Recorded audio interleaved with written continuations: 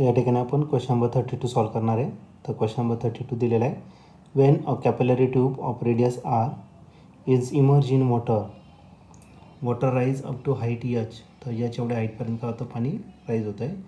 The mass of water in a capillary tube is M. तर capillary ट्यूबमध्ये जे mass आहे ते किती येतं, M.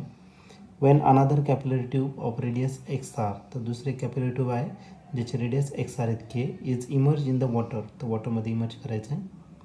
The mass of water that will rise in this tube is. तर किती मास त्या कॅपिलरी ट्यूबमध्ये राईज होणार ते आपल्याला फाइंड करायचं आहे. आणि ब्रॅकेटमध्ये तुम्हाला दिलेलं आहे all quantities are express in S I unit. तर सर्व एस आय युनिटमध्ये. तर हा क्वेश्चन 2022ला आलेला होता. तर याचे 4 ऑप्शनपैकी पहिलं जे ए ऑप्शन आहे ते आहे एम डिवायडेड बाय एक्स.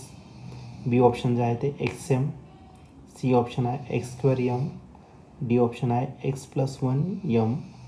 चला तर बघूया या 4 ऑप्शनपैकी करेक्ट आन्सर कोणता असणार ते. तर या क्वेश्चनमध्ये आपल्याला एक कॅपिलरी ट्यूब दिलेली आहे ज्याचे रेडियस किती, तर आर इतकी त्याची रेडियस आहे. ओके.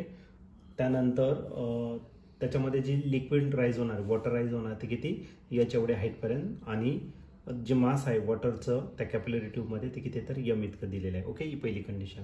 नंतर दुसरे कॅपिलरी ट्यूब आहे ज्याचे रेडियस एक्स आर इतके दिलेले आहे आणि त्या सेम आपल्याला वॉटरमध्ये त्याला डिप करायचं आहे. ओके. तर त्याने सांगितलं आहे की किती मास ऑफ वॉटर त्याच्यामध्ये राईज होणार आहे त्या ट्यूबमध्ये. तर आपल्याला यम या ठिकाणी काय करायचं, फाइंड करायचं. तर दिलेलं काय आहे, तर तुम्हाला पहिल्याची रेडियस दिलेली R1 ती किती दिली आहे, तर आर इतकी दिलेली आहे.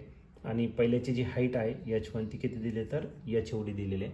त्यानंतर जे मास त्याच्यामध्ये इंटर करतं आहे M1 ती किती दिलं आहे, तर यम इतकं. आता दुसऱ्या केसमध्ये जर घेतलं तर दुसऱ्या केसमध्ये तुम्हाला R2 दिलेला आहे. R2 किती दिलं आहे, तर एक्स आर इतका दिलेला आहे. ओके. बाकी काही दिलेलं नाही तुम्हाला. म्हणजे तुम्हाला फाइंड करायचं किती मास याच्यामध्ये राईज झालेलं आहे. M2 आपल्याला या ठिकाणी काय करायचा, फाइंड करायचा.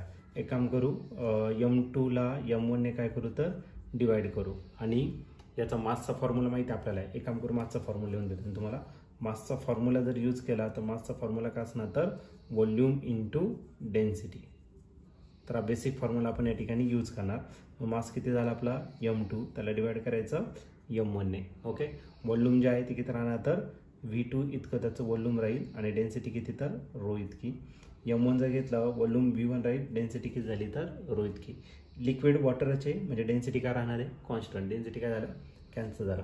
म्हणजे काय राहिलं, फक्त M2 डिवायडेड बाय M1, फक्त राहिलं volume V2 divided by V1. आता कॅपिलरी ट्यूब सिलेंड्रिकल शेप असतो आणि सिलेंडरचा व्हॉल्यूम काय असतो, पाय आर स्क्वेअर एच. मग R2 असेल आणि हा काय झाला, H2 झाला. पुढे हा काय असेल, तर पाय R1 स्क्वेअर H1. पाय काय कॉन्स्टंट आहे, तो काय झाला, कॅन्सल झाला. आता rise of liquid in a capillary tube आपल्याला माहिती आहे R2 स्क्वेअर मी तसं लिहिणार. आणि राईज ऑफ लिक्विडचा फॉर्म्युला काय असेल, 2t कॉस थिटा. आता प्युअर वॉटर आहे म्हणजे थिटा किती असेल, 1 डिवायडेड काय असेल, तर R rho G. 2t cos theta divided by R rho G. हा कोणता R2 राहील, बाकीचं बदलणार नाही, तो सेम ठेवू. ठीक आहे. आणि त्याला आता डिवायडेड करायचं पहिल्या टर्ममध्ये. म्हणजे इथं काय राहिला R1 square into 2t divided by R1 rho G. 2t काय झाला, कॅन्सल. रो जी काय झाला, कॅन्सल. इथला एक R2 आणि इथला एक R2 कॅन्सल झाला. इथला एक R1 आणि इथला एक R1 काय झाला, कॅन्सल. म्हणजे आपला जो आन्सर राहील ते राहील R2 डिवायडेड बाय R1. आणि काय येतं तुमचा M2 डिवायडेड बाय M1. पण M1 जो आहे, M1 किती दिलेला आहे तुम्हाला, यम इतका दिलेला आहे. ठीक आहे. पुढच्या केसमध्ये टाकून देऊ. मग M2 फाइंड करायचा आहे. R2 किती दिलेला आहे, R2 दिलेला आहे एक्स आर इतका दिलेला आहे. आणि R1 जो दिला तो पण आर. हा M जो इकडे डिवायडेड इकडे काय केला, तर आपण मल्टिप्लाय केला. आर आणि आर काय आला, कॅन्सल. म्हणजे जो M2 असणार तो M2 किती असणार, तर XM इतका असेल. XM इतका असेल. आणि जर तुम्ही ऑप्शन जर या ठिकाणी चेक केलं तर ऑप्शन नंबर बी जो आहे तो या ठिकाणी करेक्टली मॅच होतोय. म्हणजे या क्वेश्चनचं जे आन्सर असणार आहे ते ऑप्शन बी असणार आहे. ऑप्शन बी म्हणजेच काय, तर XM हे त्या क्वेश्चनचा आन्सर आहे.